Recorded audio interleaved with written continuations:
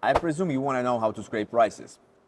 And today, I will show you how to scrape prices from not any website, but from Walmart.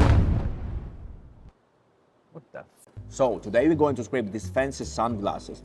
I know the summer has passed, but anyway, first thing first, we need to make sure that information we want to scrape are present on this website. For this simple tutorial, I'm going to scrape name and price. So let's check it out together, right? We have name, we have price, amazing.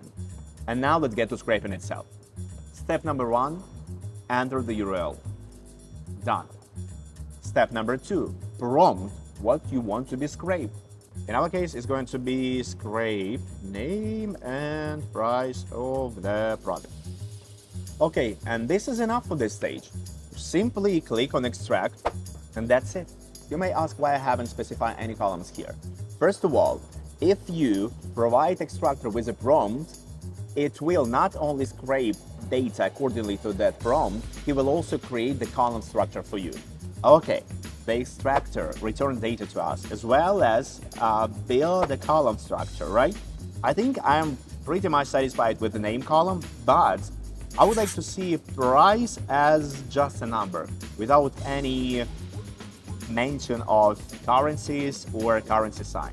All right, let's go to column structure, find the price field, click on prompt and mention that return.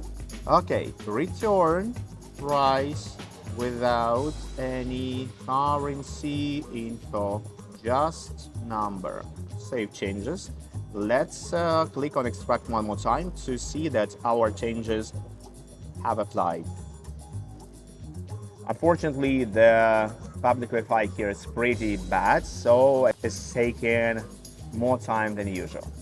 Meanwhile, let's talk about scraping itself. Please note one important thing. If you want to fine-tune your data output, you want to add more things to scrape.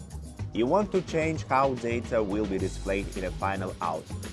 Or you want to set conditions to certain fields. In this case, use edit column functionality, right? Don't use prompt. I'm begging you, don't use it. Because sometimes our users put everything in there and it starts looking not as prompt but as an essay.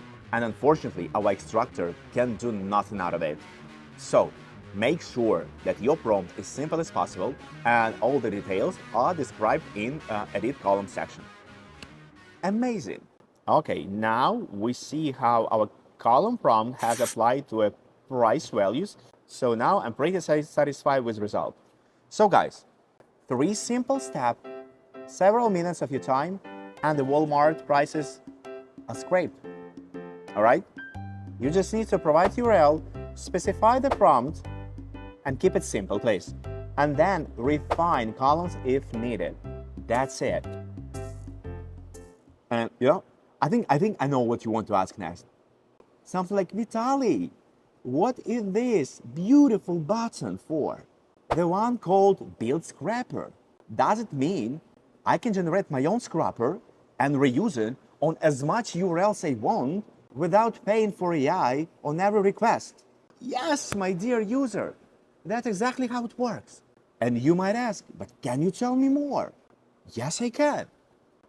At some point in Coursera, we realized that we don't want our users to get broke from AI costs. And we were thinking how we can optimize the scrapping cost on volumes such as millions of pages. That's why we created this scrapping agent that analyzes page layout and then generates a scrapping code that you can reuse on similar pages at any scale. In other words, something that you had to hire a developer to build and maintain now can be done in only one click. Wow. Sounds great, right? And you might ask, wow, are you trying to say that I don't have to maintain those scrappers? And I'm like, it's enough for today, all right? It's enough. Oh no! Subscribe on this channel now and don't miss the next video where we'll describe how this beautiful button works.